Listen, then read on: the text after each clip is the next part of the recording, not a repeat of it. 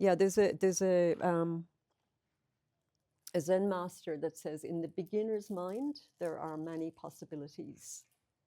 And in the expert's mind, there are few.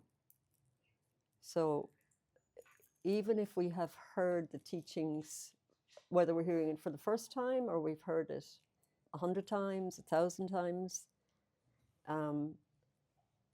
if we can hear it with fresh ears, it makes all the difference. And really, it's just about noticing that that's how we operate in the world. We were talking about this over breakfast, just the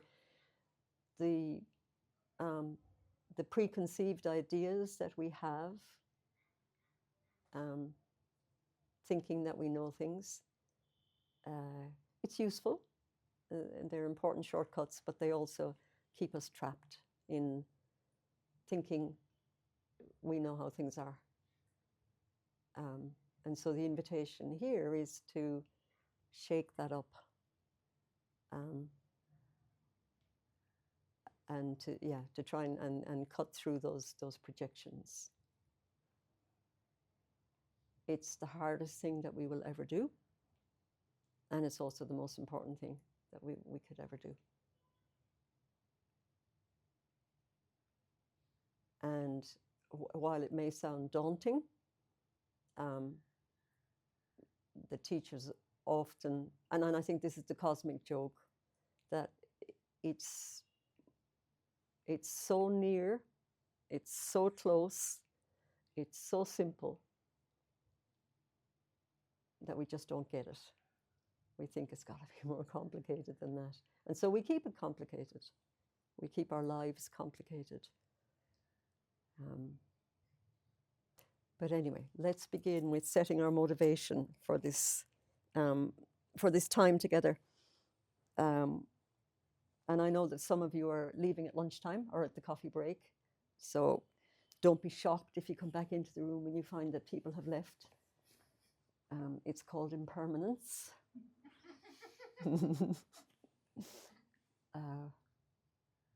Okay, so setting our motivation. This is our intention. And really, this is the energy behind, it's the driving force behind what we do in the world. And we can make that intention very expansive. So we're here as a small group and here online from around the world, and coming together to try and understand our own experience, trying to understand reality through our direct lived experience. Essentially trying to be happy, trying to be free of suffering. This is the kind of the driving energy behind it. This is something that we share with all other beings. This is our common legacy. And just as we are trying to be happy and trying to be free of suffering, so too are all others. We've got various methods for trying to do it. Some of it would seem a bit more aligned with potential positive outcomes. Others, you look and you just, we see the wars in the world, we see the chaos, we see the sickness. It's hard to imagine it to be true that it's all in the pursuit of trying to be happy, trying to be free of suffering. But as we align ourselves to trying to understand and trying to create the causes and conditions for stable happiness,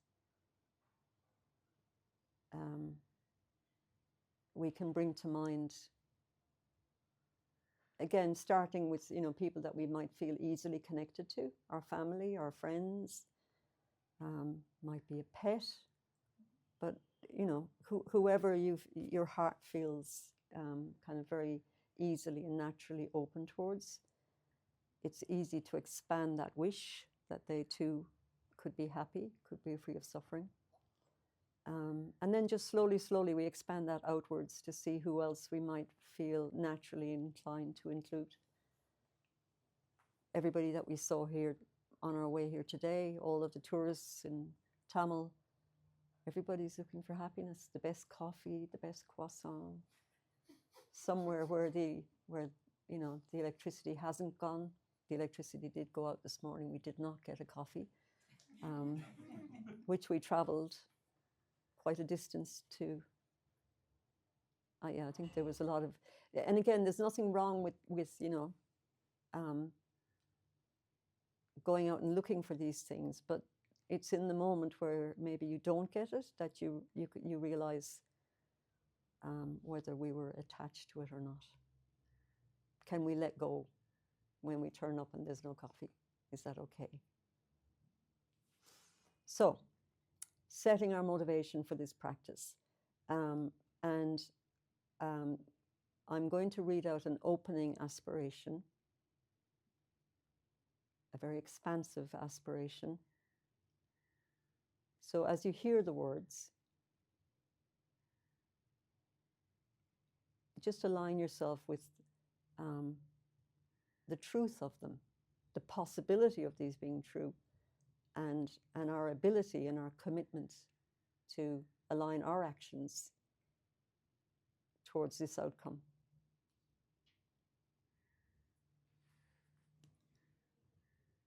With boundless compassion and wisdom, I will work for the welfare of all. May we be free from hunger and discord, and have joy and a world at peace.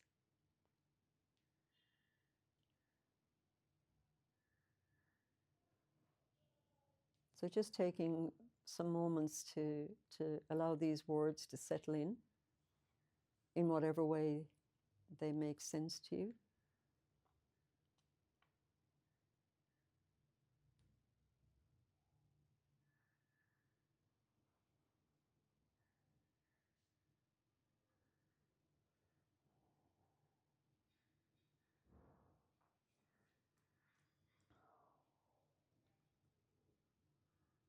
And just taking some moments to allow our mind to settle into our body. You know, this is often the case that body is sitting here on the cushion, the mind is still walking down the street in Tamil, thinking about what happened this morning, making plans for what we're going to be doing later, lost in commentary about what's happening right now.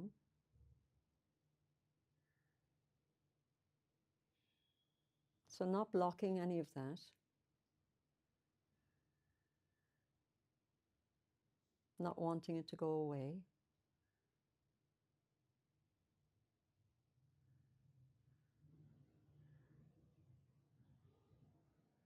Not wanting it to be different.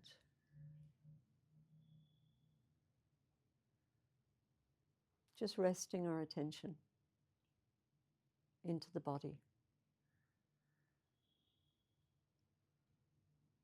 Becoming aware of the sensations in the body.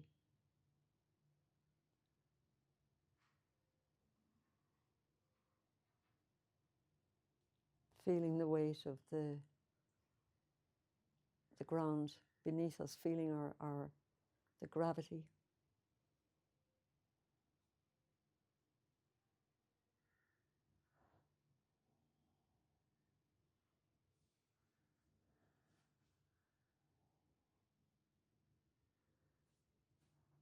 Even just repeating this simple phrase, there is a body.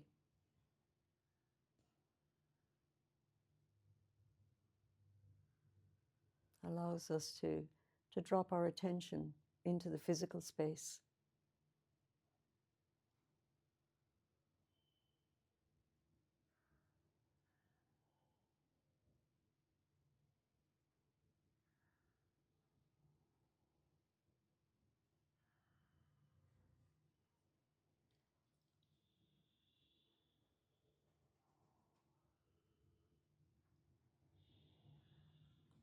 And just noting whatever sensations are there, heat, coolness, pressure, pain.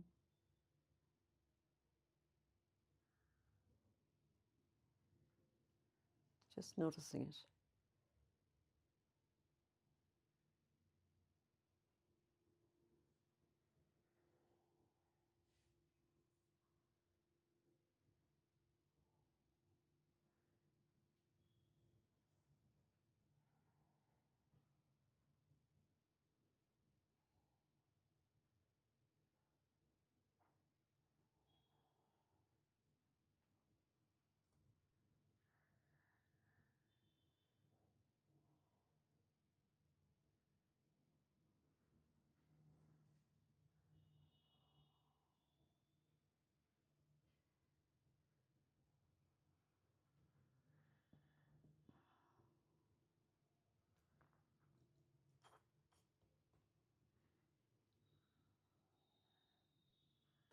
The mind will wander.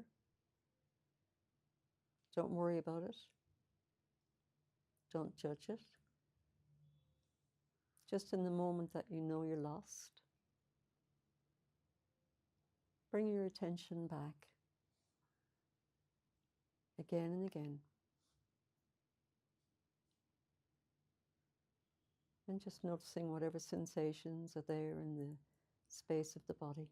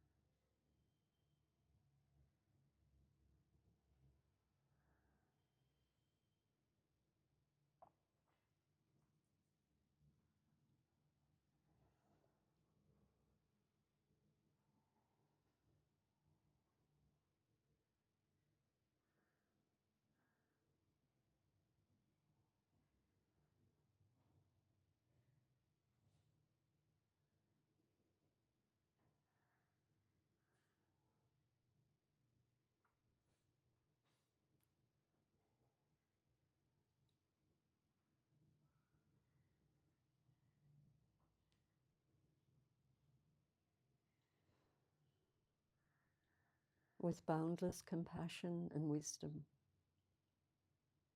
I will work for the welfare of all. May we be free from hunger and discord, and have joy and a world at peace.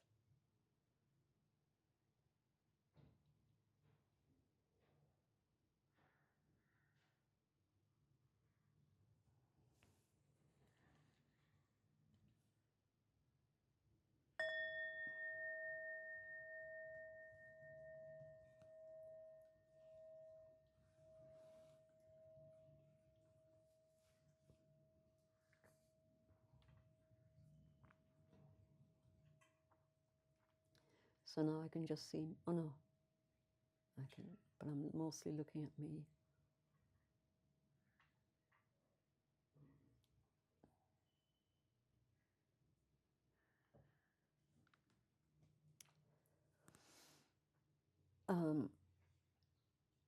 So I'm going to go to back to the story of the Buddha, Prince Siddhartha. And I thought I should at least make some reference to the title of the workshop, Awake. So the word Buddha, it can translate as fully awakened one. And there's a story that, after the Buddha attained enlightenment, he was quite striking to look at. People were like, wow, there's something going on there. And somebody asked him, like, who are you? What are you? Are you a god? And the Buddha said, no. He said, well, then you're a human. And he said, nope. So what are you? And his reply was, I am awake. And what is being suggested is that we are asleep. Does this resonate when you think of, can you identify with that? And how does that show up in your lives? Anybody want to say anything? What's it like to be asleep? We keep repeating the same mistakes. We keep getting lost in the same thoughts that don't help us change the way we see the world. Yeah. That kind of asleep. Yeah, very good. So just for those online, we keep making the same mistakes. And we keep going through the same thoughts. Keep going through the same thoughts. Yeah, round and round and round and round. Yeah. My mind keeps trying to fix something. Your mind keeps trying to fix something. Yeah. Today I'll fix this, tomorrow I'll fix this. Yeah. This should look like this shouldn't look like that.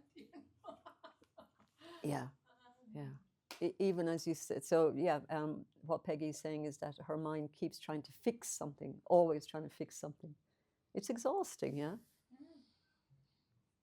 Yeah. I was thinking more literally how I can get out of bed and take a shower and make my breakfast without actually being really awake. Yeah. It's kind of a lot of things you can do in life on autopilot. Yeah. So a lot of things we can do in life on autopilot, and it's kind of shocking and surprising. I think like when you're driving or something, and you're like, how did I get here? And how come I didn't crash into anybody? Or yeah, being on autopilot, always trying to fix something, doing the same thing over and over and over again. I think it was Einstein said that the definition of insanity is doing the same thing over and over again and expecting a different result. Yeah, like that's it. That's our dilemma. I think in Christianity, Jesus on the cross saying, "Father, forgive them. They don't know what they're doing."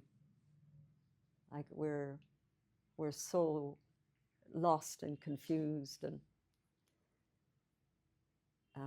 so the Buddha, going back to a prince here in Nepal, and when he was born, it was predicted that I think the local hermit, the local sage came to the birth, celebrating the birth, and said to his father, the king,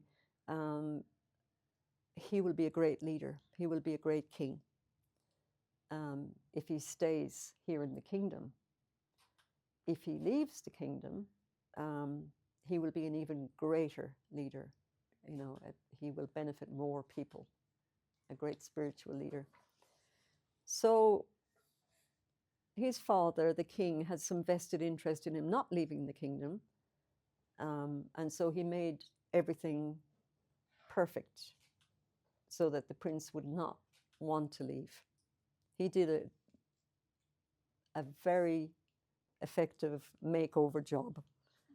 I was in Sydney when the Olympics happened there in the year 2000. Well, I think it was 2000.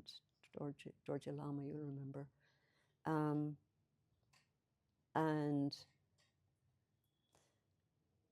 And I think this happens not just in Sydney. This has happened many times in many places. They were cleaning up the slums, basically. There's an inner city area called Redfern where many of the Aboriginals were living, and it was a very sad place with lots of alcoholism and drugs. And so they kind of cleaned it all up, did this makeover job so that the tourists would come and just see, lovely Sydney. So a bit like that, the king was just making sure that the prince would not want to leave. And honestly, if we check our own lives, I think we'll find ourselves doing that as well. Trying to, again, in the pursuit of happiness and trying to avoid suffering, but we're relying on something that's not reliable. You know, I'll get a nice job, I'll get a nice house, I'll repaint, I'll do this, just constantly. When I get all of that sorted out, it's all going to be fantastic. So the prince was happy for quite some time, but eventually he saw what are called the four signs. He actually said to his attendant, you know, I want to go out. I want to see what's happening in the town around me. And so again, the father rushed ahead, tidied everything up, hid everybody. You know, if you're sick, don't come out today. But the prince spotted a sick person down a side street and said to his attendant inside, what's that? So that's a sick person. And he's kind of shocked. Does that happen to everybody? And he said, yeah, pretty much. He sees an old person, another shock. He sees a dead person. So this has just completely blown his world.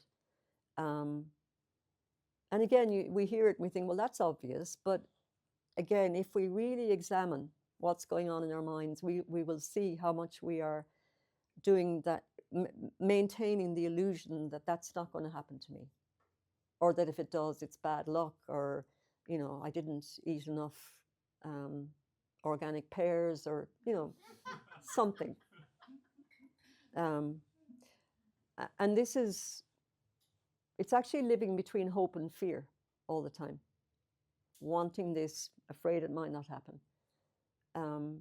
So anyway, the Buddha's Prince Siddhartha at the time is just shocked and despairing and thinking, well, like, that's it? We're just going to get sick, get old and die, that's it? But he saw the fourth sign called the renunciate. And that's represented too by these robes. It's like the visible representation in the world of stepping away from that cycle. And when he saw the renunciate, he knew that it was at least worth checking out. Is there something beyond this world as we see it? Is there more? Are we more?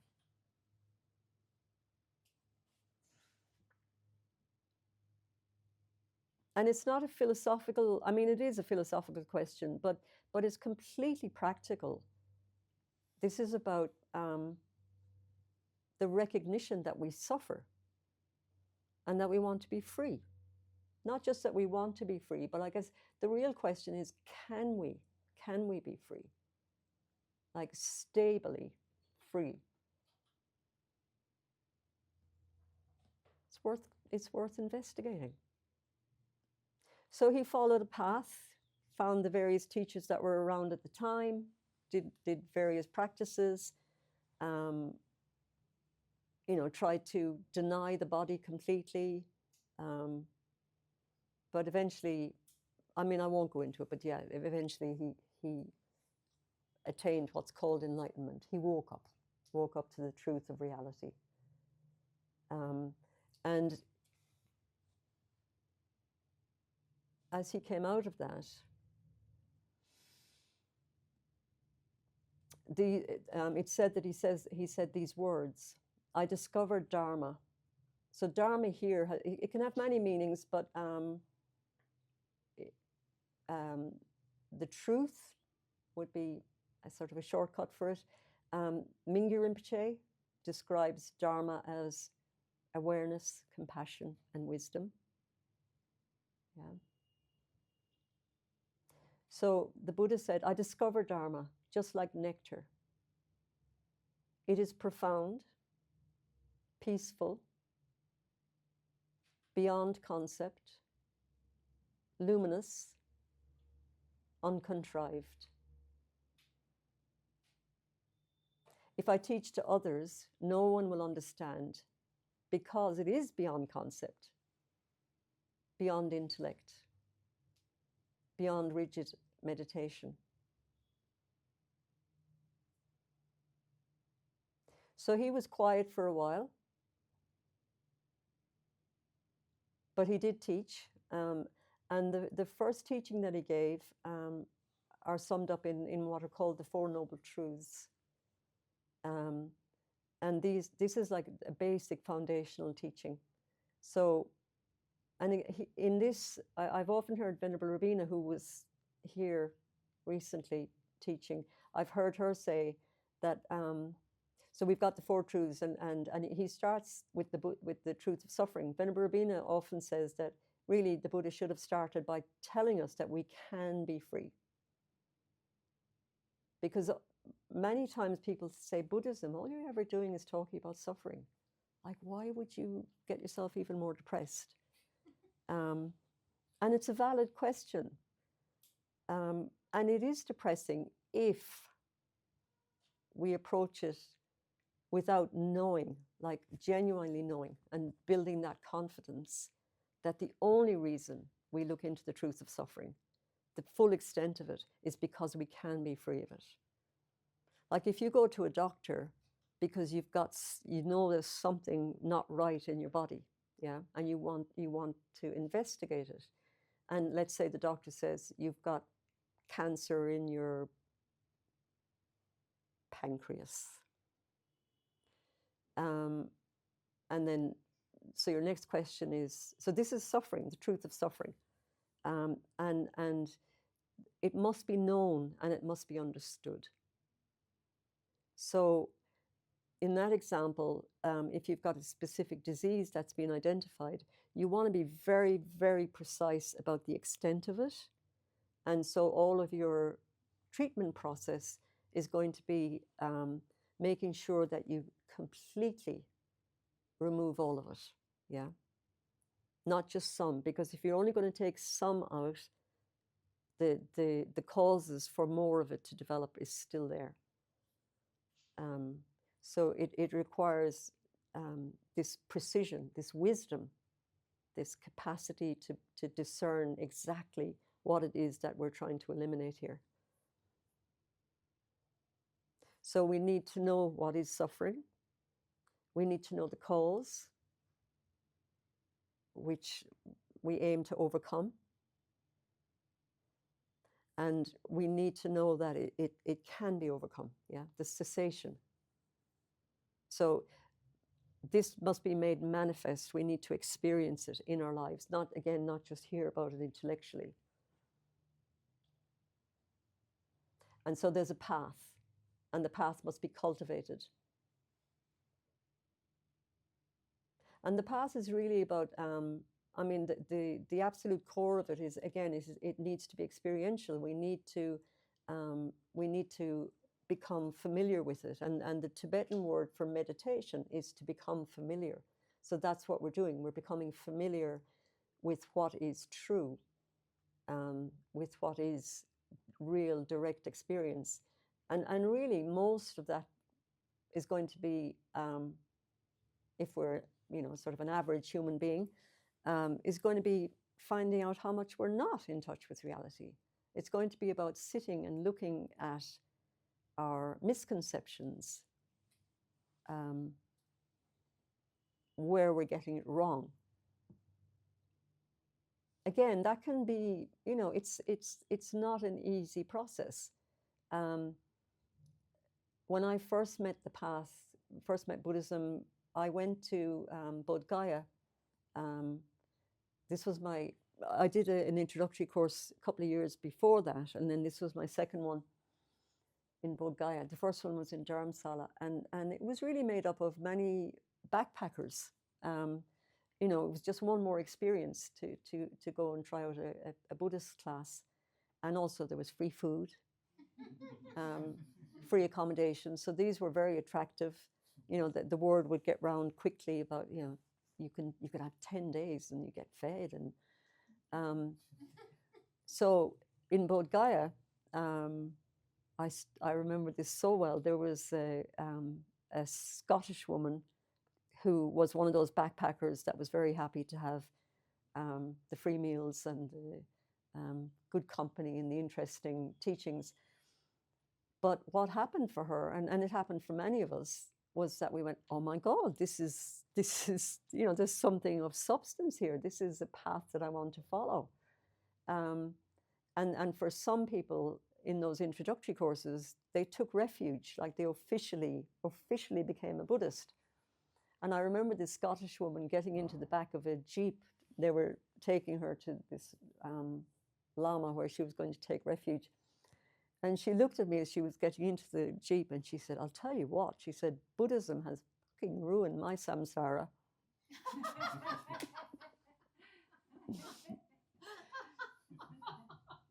And this is actually true. Like we say ignorance is bliss. And it kind of is. But once we start to wake up, yeah, we're shaking up the status quo, and we're beginning to see that our best efforts just weren't cutting it. They're just not working. Now, again, this is not to become puritanical and go, no more croissant for me. That's it. I have, all of it is in the nature of suffering. It's just about recognizing the exaggeration that's going on, that this is the mind of grasping. It exaggerates the qualities, and it also exaggerates the negativities. It's like these are filters through which we're seeing the world. And it's important to hear that it's not just about exaggerating what's negative, it's also exaggerating what's positive. And so if everything's going well in our world, there's no reason to shake it up, actually. As long as attachment, that grasping, is getting what it wants all the time, there's no incentive to do, like it'd be a bit like, again, that the body, if there's no symptoms, you could have, a nice big cancer growing in there and you just don't know what's happening. So, yeah.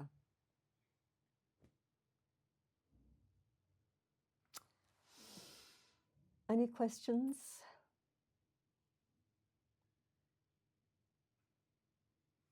Does it make sense? Yeah. Happy to argue. If you say, oh, that sounds like rubbish, please do. It's important that we, and if anybody online wants to put in any, are you seeing those messages? There's a lot of reverberation. I took care. Okay, yeah. Oh yeah, sorry, you did, yeah. Yeah, so if anybody has any questions online, so Michelle, you were able to keep a check on that, yeah? Thank you. Okay, so suffering.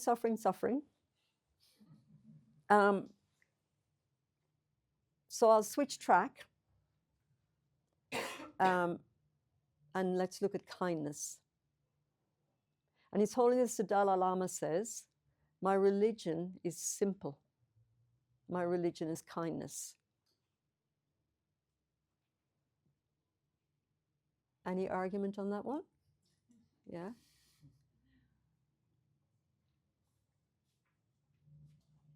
And then he goes on to say,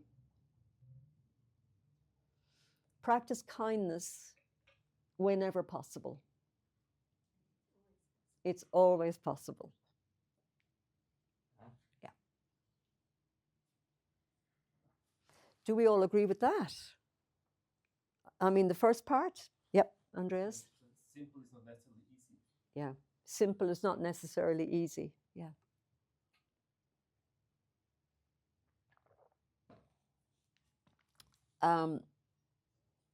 And practice kindness whenever possible. I hear that, and I can already see my mind going, it's almost like I have, okay, I'm going to be kind 30% of the time. I might push it up to 40 on any given day.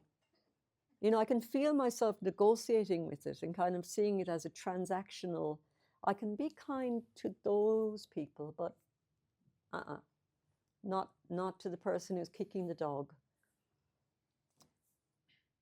not to various politicians, not to particular countries, etc., etc. So His Holiness is saying it is always possible. Now, how's that possible? Does it seem possible? If you have time, could you talk about your prison Yeah. woman and what Jetsunma said to you? Yep. Could you share? Okay. So Peggy's asked me to share a story that I mentioned this morning. I have visited prisons. I visited, in recent times, I was going into a women's prison. And there was one inmate in there who, actually from the first time I met her, and this didn't happen to me often, but there was some, my boundary with her didn't feel okay. I felt like I gave her a little bit of information about my life that I immediately, I thought, I shouldn't have said that. It just didn't feel okay. And she was, I mean, I didn't even get to spend much time with her. I got to spend very little time with her because she was in a secure unit. So I already knew that there were issues there. She was in a secure unit, which was kept separate from everybody else because it would have been too dangerous, and the other prisoners didn't want to mix with the women in this unit. So I knew that there were, you know, I had been told that they generally fell into specific crimes that were just seen as unacceptable. So the relationship I had with her, she was only out in the yard when all the other inmates were locked away. I think they had about a half an hour out in fresh air. And in that time, they had to collect their medicine, they had to do various administrative things. So they had very little free time out in this space. So she would come to see me. It might only be 5 minutes that she had. But every time she came, I felt a little like not sure how to be with her. And then I looked up her crime. And that really, it floored me. I felt a lot of emotions. I felt disgust, anger, pain. I felt a lot of things. So I wrote to Jetsunma Tenzin Palmo. She's a very, revered, authentic teacher, and I just basically shared my suffering with her. I told her how I felt incapable of being with this woman. And Jetsunma's reply to me was, Aileen, just be kind to her. And again, it's a very simple statement. And it absolutely felt impossible.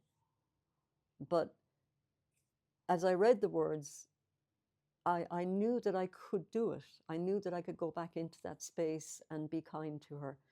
And I think what made it possible was that I was very honest with everything that was blocking me from being able to be kind to her. And again, that's the work that we have to do. We have to be very honest and really see everything that's blocking us from that kindness arising just naturally, because it is who we are. This is what's being suggested.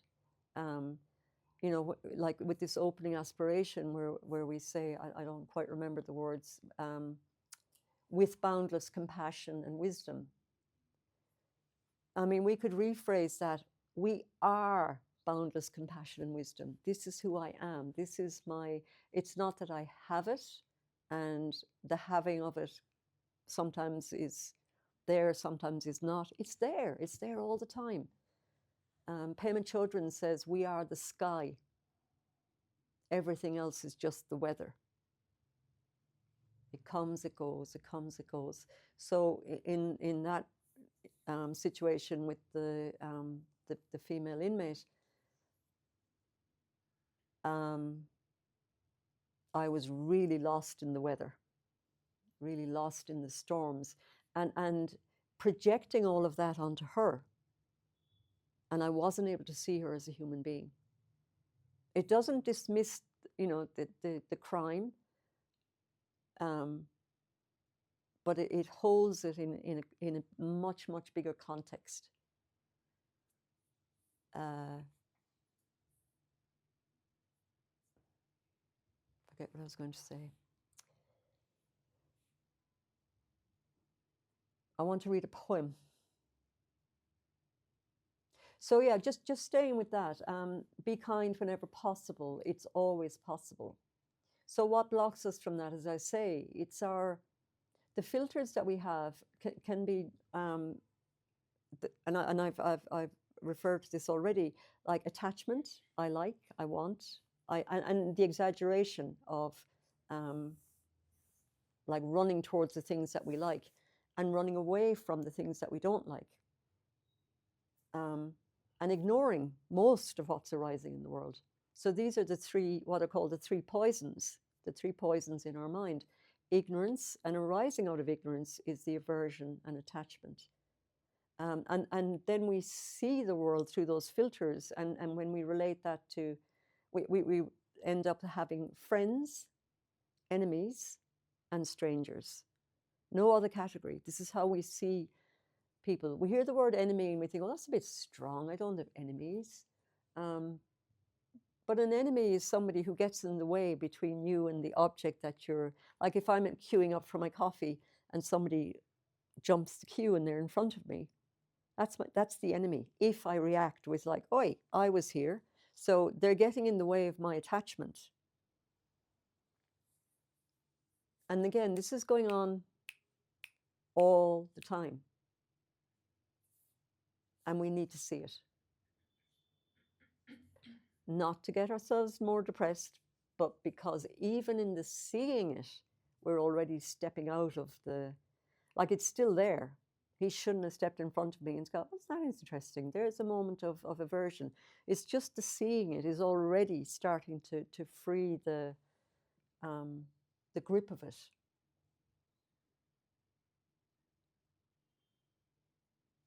So I want to read a poem. This is a poem by somebody called, and I probably won't pronounce her name, Naomi Shiabnai. Has anybody heard of her? She's an American poet, Iranian, possibly. Oh, hang on, I think I might have her biography here. Arab, well, it says Arab American. So this poem, the backstory of this is called Kindness. So we're on track here. The backstory is that she and her husband were on honeymoon in Central America, and they were on a budget. So they were traveling on the local buses, and they were going through some very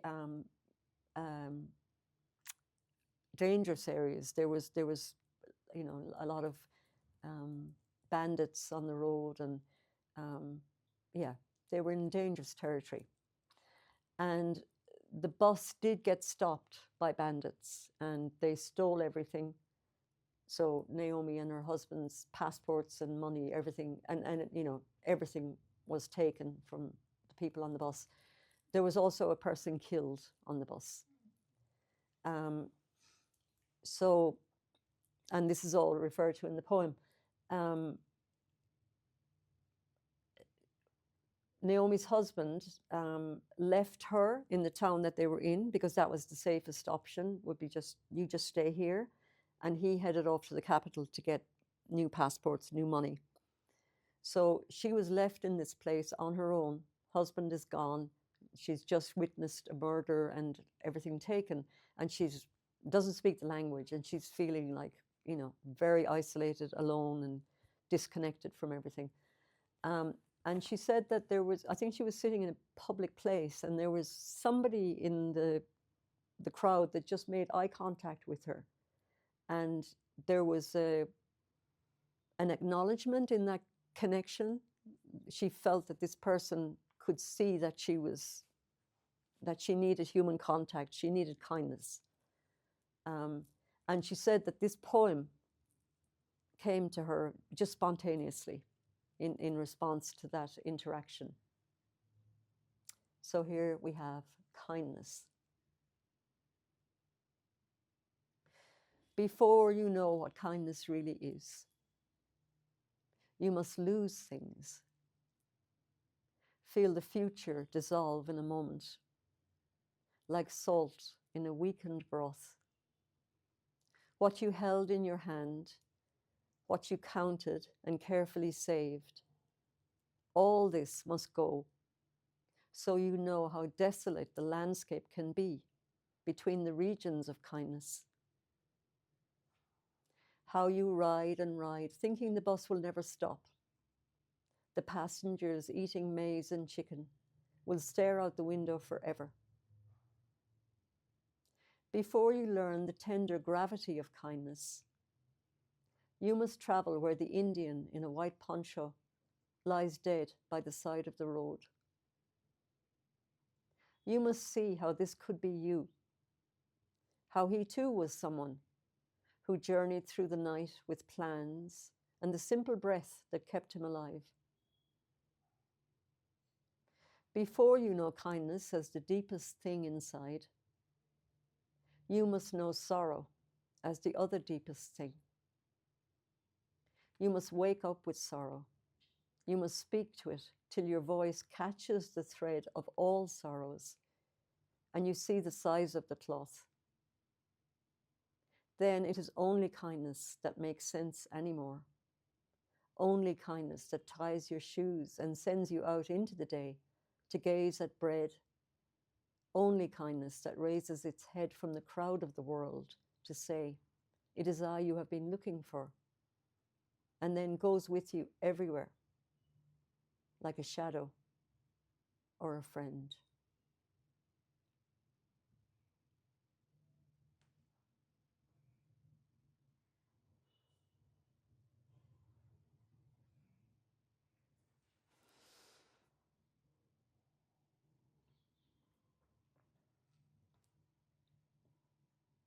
So this, I mean, even in the opening lines, before you know what kindness really is, you must lose things. Feel the future dissolve in a moment.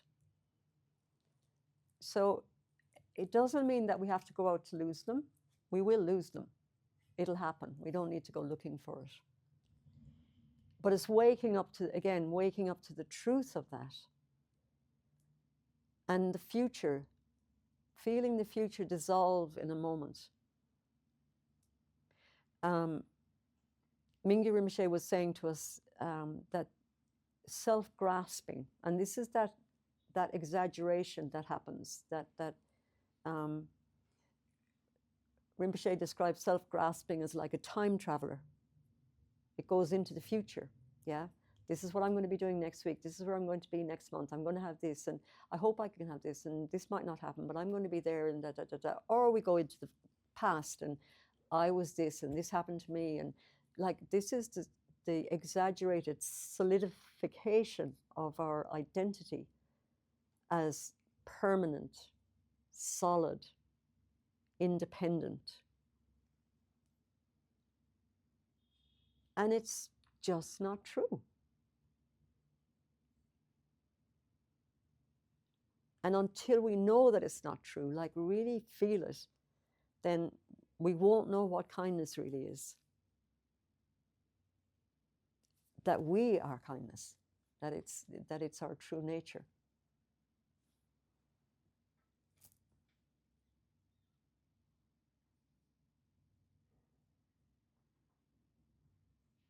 Any questions, comments? Yep. Just don't need to be too close. And Jennifer online say thank you for the beautiful poem. Should I put it like this? It's okay. I had a question about what you said before about the enemies. Yep. And the kindness. Yeah. You took the example, for instance, of that person in the line in front of you when you want to grab a coffee. Yeah. what would be the right reaction to have? Is it to have no reaction or to have an interaction? Or would you tell us? Yeah, about that's a this? good question. So everybody hears that. Did you hear that online? Yes. Yeah. Yes. Hello, Jennifer, by the way. Lovely to have you here.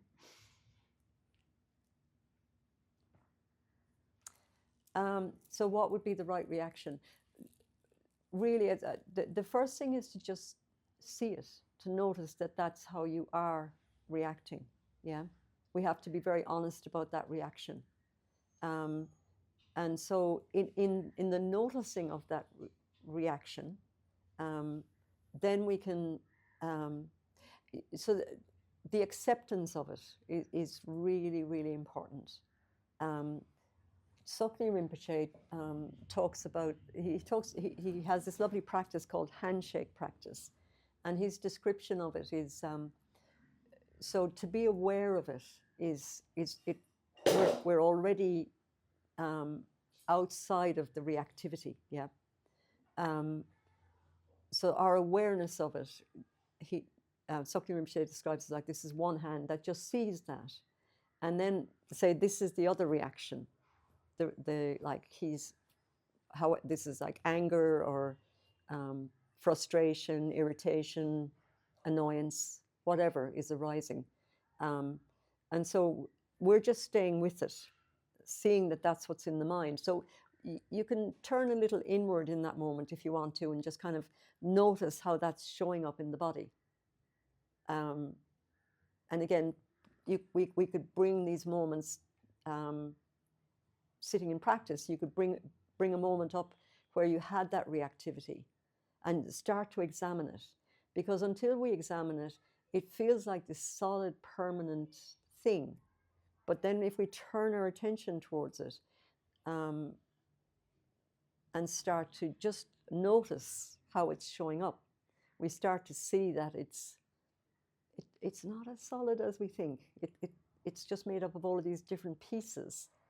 There might be like a pumping of the heart and maybe a little bit of sweat or lots of thoughts, lots of ideas, the projections. It could be, we might say people from that class, people from that color, people who wear leather jackets, they all just step in front, whatever it is, whatever the stories are, just noticing that there's all these stories that are going on.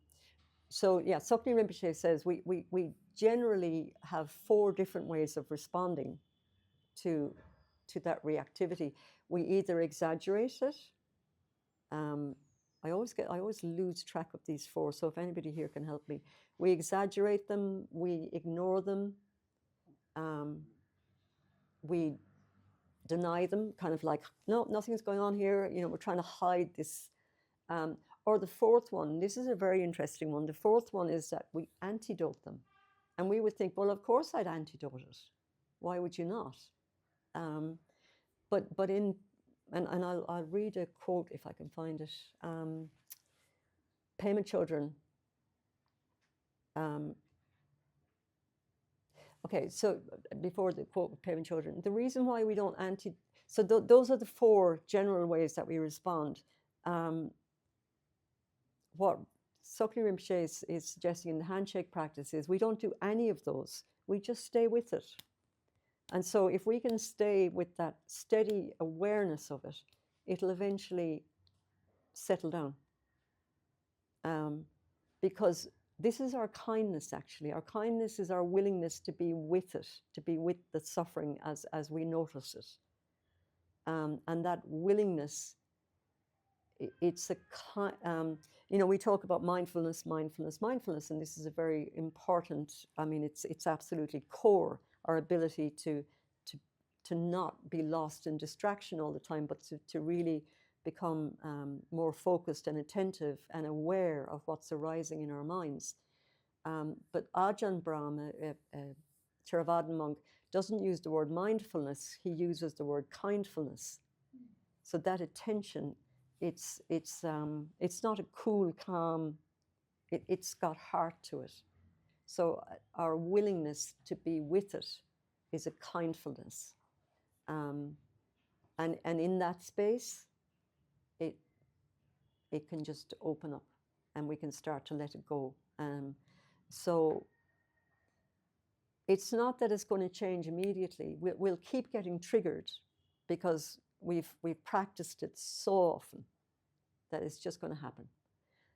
But what can happen as we sit more and become more aware of what's arising in our minds, we become more capable of lessening the reaction and just resting in the discomfort as we see it. Does that make sense? Mm. Yeah. Would you actually just let him push in? Would you actually just let him push in? Where were we talking about this recently? Oh, it was here with Venerable Rubina. Remember the slurping the coffee? Yeah. So the last time we were in this room, it was, so the question that was asked here for those of you online, would you actually just let the person, step in ahead of you? I mean, this is tricky, yeah. I would say first, choose your battles. And there's again, there's many, many, many different practices that can be engaged in response to a situation like that. I mean, one of them is offer the victory. Yeah, hand is up. I just had a thought. Yeah. I could say something like, "Oh, I see you in a hurry. Take my place." Yeah, yeah. So what you said is, you could say to the person, "Oh, I see you're in a hurry. Please take my place. Go ahead of me." Here's the tricky thing. What's our intention when we're having that reactivity? I mean, I know that for me, I might say something like that, but it's more likely, if those words were coming out my mouth, it's more likely that I'm just saying, I don't want you to step in front of me, and I'm just going to give you the benefit of the doubt, but I'm not okay with you being in front of me. You know, I would say that if I said that, I was being sarcastic. And this is where the wisdom aspect, like we're talking about kindness, and wisdom and kindness are absolutely, like they have, for kindness to always be possible, it has to be imbued with wisdom. We spend a lot of time being nice. And it's really just, I'll speak for myself. I'm very busy manipulating the world, yeah, so that things go smoothly for me. And so I'll present a particular face. And like if I'm sitting here watching you, and if I see you start to kind of go, I'll go, oh, I got to change. I'm losing them. I've got to get them back. You know, there's like, they were constantly, trying to keep everything running smoothly and sweetly. Again, Mingyur Rinpoche was saying to, and I keep referring to Mingyur Rinpoche because some of us here have been, we just had teachings with him for the past week. So yeah, Mingyur Rinpoche was saying that, you know, in samsara, and this word might not be familiar to you. I mean, we've probably all heard the word samsara, but like, what does it mean? Let's say it's, as you were describing earlier, like it's the world out of control. It's just run by habits. It's we're lost in our habitual tendencies.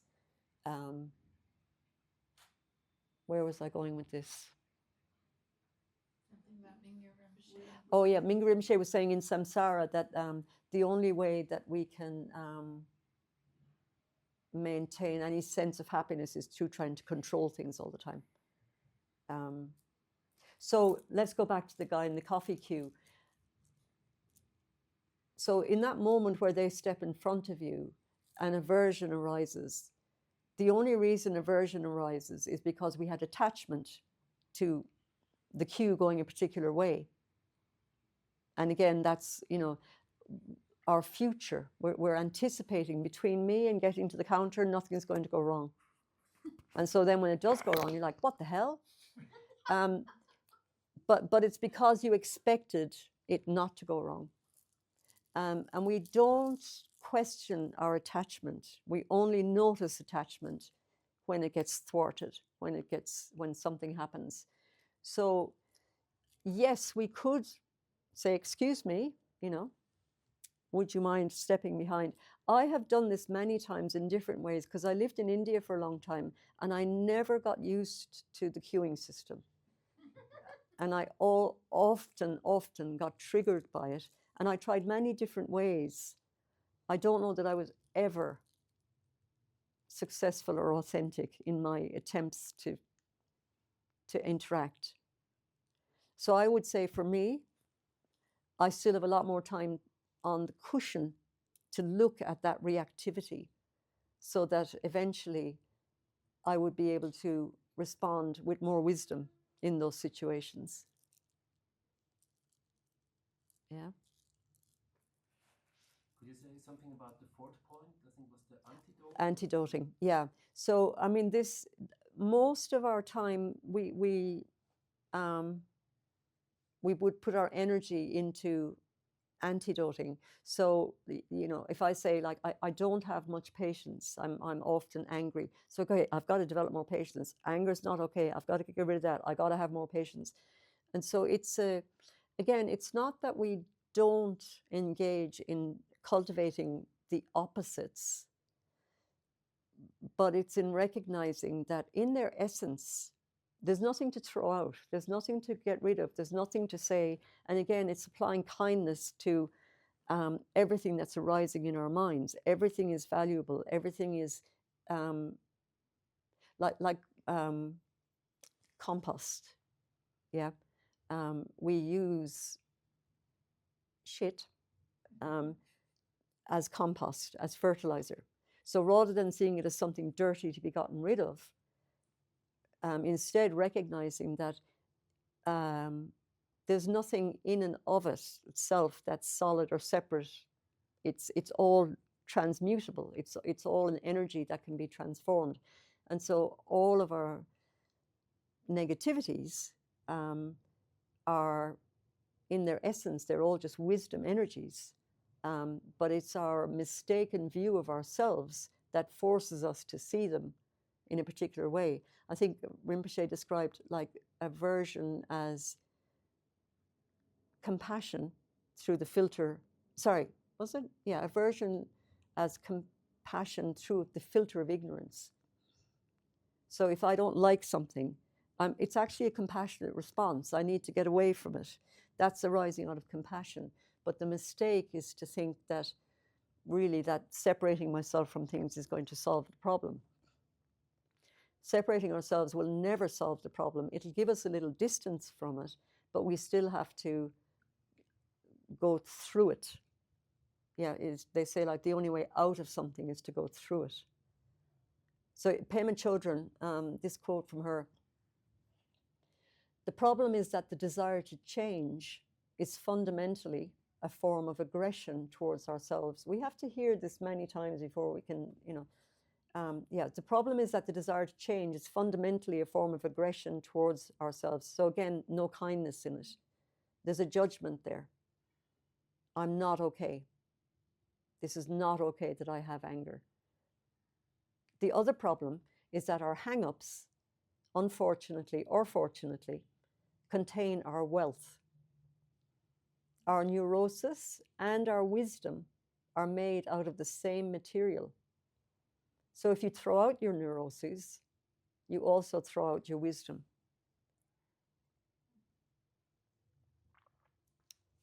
Yeah. I was just thinking, let's say I have a pretty good day and someone gets in front of me. Can we get the microphone for the people online? Thank you. Okay, so Anders has just started by saying that he's having a pretty good day.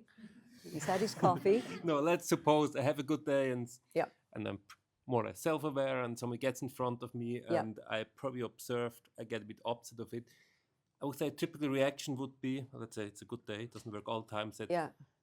Really, I kind of laugh at me a little bit that I get upset and then the next time, so come on, snap out of it. Probably this guy is super urgent. Yeah.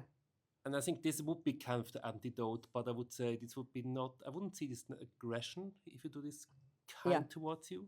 Yeah. I would say this is still possible, or is this, do I just make this up for myself that this is a kind way of telling myself, snap out of it to be angry at this one? Yeah. No, I think, I mean, what you're describing, I would suggest is that, like, and, you know, it's just layers and layers and layers and levels of this. What I'm hearing you say is that you have an awareness of it and that you're not taking it too seriously. Yeah, I think, well, if I have a good day, then this would work. And then the quote sounded a bit harsh that this is. It is, it is harsh. It is a harsh quote, yeah. But you're still describing a condition, like you're saying, if all of the conditions are in place for me, you know, I was doing okay, I was having a good enough day. So you're still measuring it against, well, how's the day been going so far? I'm more thinking that days I'm probably not very self-aware, and I probably would just react, and I wouldn't have the time to observe myself and think, okay, come on, snap out of it, you can do better. And but I think if I'm able to do this, then I think would you still think it is a good way to do, or should you just say, okay, let's stick with your frustration? No, I mean, what you said, like, as I said, it's not, so at the end of the day, all of the antidotes they're self-liberating. So like a snake that has tied itself up into a knot, it doesn't need anything from outside to release the knot. It can do it from within. So in that sense, we're saying, like, and it's a very advanced practice to be able to say that your anger in its essence can be released from within itself. There are many methods that we can do along the way towards realizing that may be true. And all of those are valid but if we can hold that as a hypothesis, is that possible, that my anger, my jealousy, my fear, that I don't have to get rid of them, or that they're a mistake that have to be, you know, conquered, or that I'm a bad person because I have them. These are all added on top. There's that moment of reactivity, and then bang, bang, bang, bang, bang, we've got a whole story about what just went on. There you go again, you're always like that, and they're always jumping in front of me, and as I said, like, everybody with the leather jacket is just evil, and they shouldn't be allowed they shouldn't even come out of their houses. Like, what we add on top is so quick, and really holds us tightly. So just starting to see that. But I mean, I think we can hold it more lightly as our practice develops, and we can have a sense of humor about it. And all of that, I think, is showing us that we're recognizing, maybe it's that movement away from I am an angry person to anger is arising in the mind right now. And that's a huge shift. Then you're starting to recognize it's transient, and it'll come and it'll go, and, you know. And I think too, it's really, again, an acceptance of, you know, this is samsara. Things are, we are trying to control things, but it's never going to work.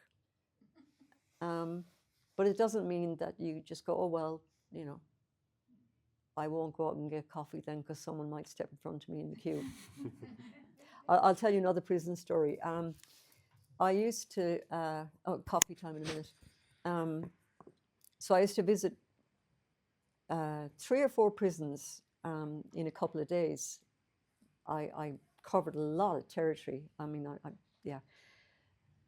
And I had my routine. I used to drive down in the morning from the Blue Mountains, some of you are in Australia, down into Sydney. And some of you have probably stopped at this McDonald's drive-through on the I forgot what the road up to the Blue Mountains is. And in Australia, we eat something called raisin toast for breakfast. And you can get raisin toast in McDonald's drive-through. So I would pick up a coffee and a raisin toast in the drive-through on my way to the prison. And then one time in the prison, they asked me, I was giving an example of the difference between liking something and being attached to something. So I said, okay, this morning I was driving down, I went into McDonald's drive-thru to get raisin toast. So it's totally fine to turn off the motorway, go in there, order your raisin toast, looking forward to it. And then when I get to the to order it, they say, we have no raisin toast left. And it's in that moment that you will see whether you have attachment to it or not. And if you have attachment, it's like, what?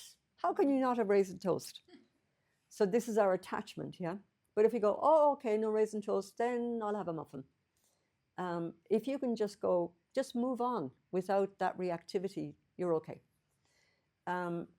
So I gave them that example.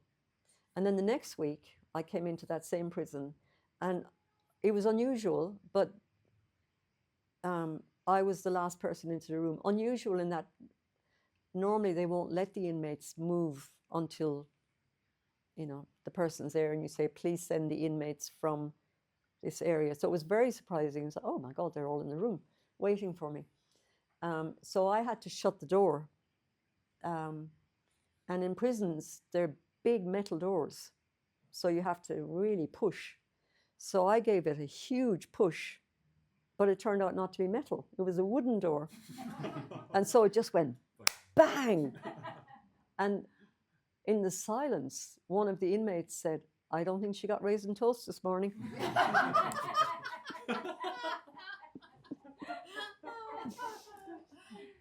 Now, I absolutely forget why I told you that story. Attachment. Yeah. One more story and then we'll have our tea break.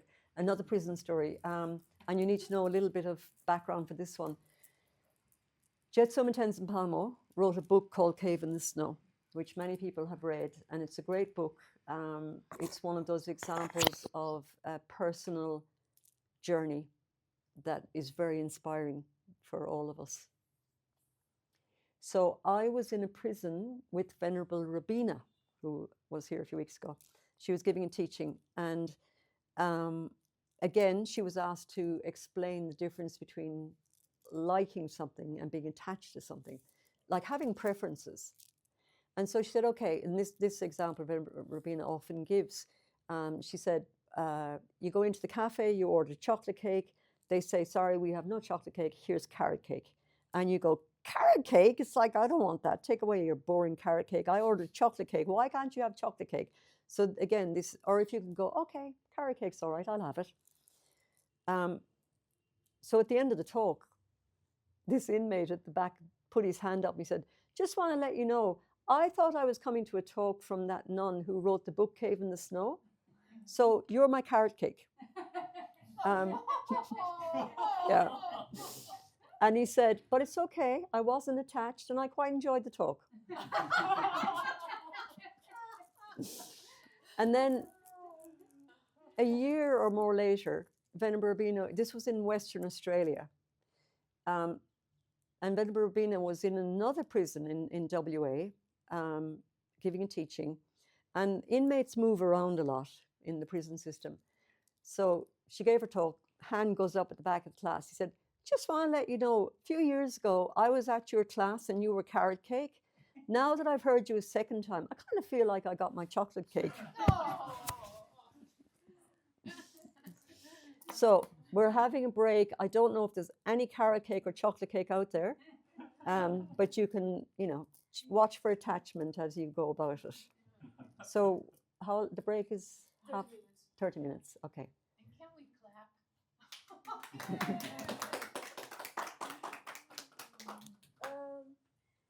Actually, people Thank you are online. leaving now.